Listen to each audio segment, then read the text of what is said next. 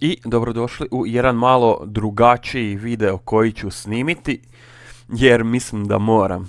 Ovako nešto što sam doživio je nešto što nisam doživio nikada, tako da mislim da moram reći koju riječ o tome.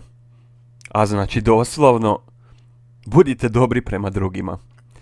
Jer da danas u kakvom svijetu živimo, znači oko nas je hrpetina, ne znam, nasilnika, da upotrijebim relativno blagu riječ, jer stvarno previše je nasilja oko nas i ne znam, širite ljubav i tako to.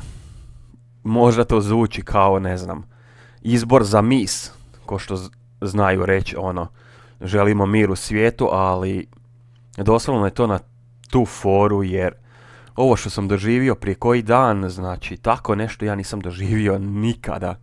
To viđamo, ne znam, eto u igrama, to viđamo u filmovima, serijama, ali baš da će se dogoditi nešto praktički pola metra od mene, to nisam nikad doživio. Znači, u prošli četvrtak sam bio na kolodvoru u Zagrebu. Čekao vlak, normalno. Bio na mobitelu, malo se kratio vrijeme. I vidio isto jednog lika kao, isto čeka vlak, ništa, ne radi pametno, nego eto, čeka vlak koji ja, ima eto i torbu i ruksak i svašta nešto i vidim ja policija ide, znači bilo ih je 3-4, znači redovna ophodnja na kolodvoru u Zagrebu, jer očito ima svakakih luđaka oko nas i onda jednostavno mora biti ophodnja. I policija tako hoda i nakon što su prošli nas, znači doslovno prošli nas, okrenuli nam leđa. Jer eto išli su od desnog prema lijevo, recimo to tako, da. Znači išli desno prema lijevo i kad su nas praktički prošli, kad su krenuli leđa, ovaj lik pored mene, znači, gdje sam sjedio na klupi, znači ja sam bio skroz desno, a on je bio skroz lijevo na klupi i između je bio prostor, znači klupa od koliko, 3 sjedala. I čim je policija prošla, ovaj niš čega, znači napadne policiju. Ja gledam koji vrag se to događa.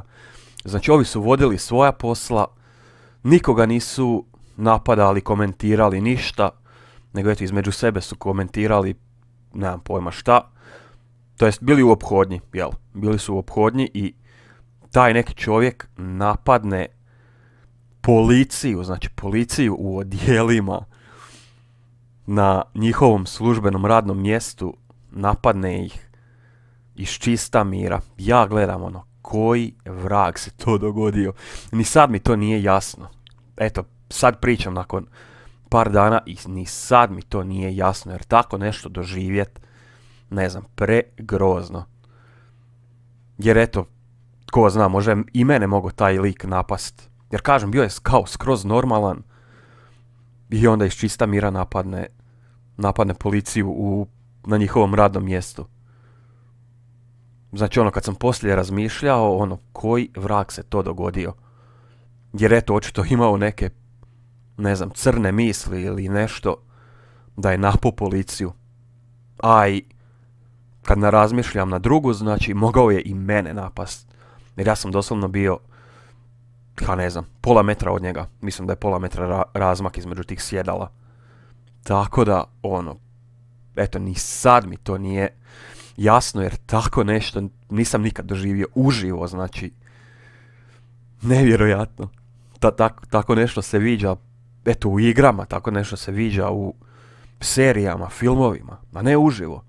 Praktički pola metra od tebe da se tako nasilje događa. Jer eto, isto kad razmišljam na drugu, taj lik je mogao imati, ne znam, nož ili neko oružje. Tako da, može još veći džumbus napraviti.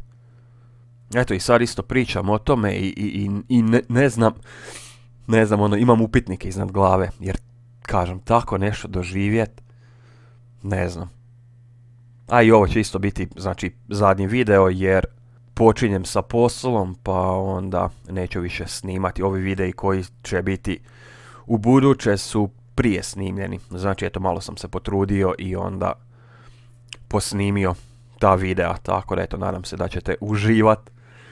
Pa da, eto, posao nije počeo u 2. mjesecu, nego eto, krajem 3. Jer eto, imao sam još neke stvari za obaviti i onda eto, malo se to sve produžilo, a onda sam ja u međuvremenu i posnimio neka videa. I onda doživio ovako nešto na Zagrebačkom kolodvoru. Kažem, to stvarno, znači, ne znam, eto, ne mogu ni objasniti koliko je to ono WTF što se kaže. A i opet, znači, eto, isto nešto što se praktički viđa u GTA igrama, znači, bijeg od policije. Isto tu kod nas, praktički ispred kuće. Znači, neki bježao iz Osijeka prema Našicama. Znači, bježao policiji po kiši. Mislim da je tad isto kiša padala. Znači, ono, koliko sam čuo, bio je valjda nafiksan ili po drogama ili tako to. Tako da, eto, sjeo u auto i bježao policiji. Pa da, znači, ne znam, tako nešto doživjet. Mislim, isto, ja čujem i policiju i hitnu tu i tamo, ali baš ovako nešto, to sam, kažem, jedino vidio u filmovima i serijama, jer toliko količinu nasilja koje mi viđamo svakodnevno, znači na dnevnoj bazi. Te bi ovi ratovali, te bi oni ratovali, te, ne znam, muško premlatilo ženu, te, ne znam, te ovo, te ono, stalno nasilje, pa, ne znam, meni je to pregrozno, znači ovakav svijet da je postao, da se, ne znam, neki problemi rješavaju nasiljem. Mislim, ono, eto, ne znam, ne slažemo se oko, eto, bubam, Far Cry'a 4 i sada ćemo ići šakama jedno na drugo, pa mislim, ono, a imam dojam da je doslovno to tako u današnjem svijetu. Jer stalno slušamo o nasilju, stalno. Praktički kao da, ne znam, ljudi ne znaju pričati i onda sve rješavaju kroz nasilje. Jer eto, vide nasilje na TV-u, to je isto, znači novinarima očito zanimljivo i onda je stalno viđamo nasilje. Tako da eto, ja inače ne snimam ovakav videa, ali ovo me je pa malo i potreslo, a i WTF mi je i dalje, tako da jednostavno moram snimiti video i popričati o tome. Jer da, doslovno, ne znam, moramo biti bolji jedni prema drugima, jer ovo nasilje nigdje ne vodi. Nasilje vodi nasilju. Da, kako pametni znaju reći. A, to i je tako. Ili, što sam isto gledao, Star Wars nedavno, znači, takva mržnja, patnja i sve, to vodi na crnu stranu, što je tehnički očito i točno. Jer kažem, ja ovako nešto nisam doživio nikada. Jer eto, šta da je taj bio nadrn na mene i da me napao iz čista mira, dok eto, policije nije bilo u blizini.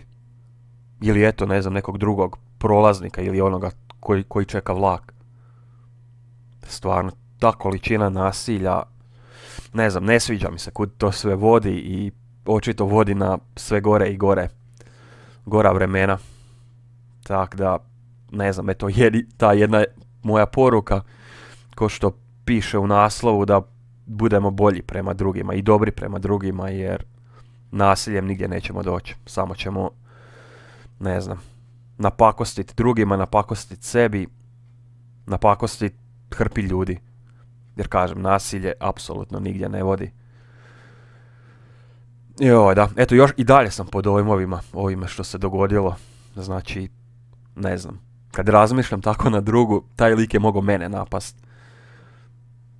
Jer eto, doslovno iz čista mira, znači, policija ga nije ni ispod oka pogledala. Znači, ni to. Nego su eto vodili svoja posla, bili u svojoj ophodnji i eto, ovaj ih napao, znači, s leđa.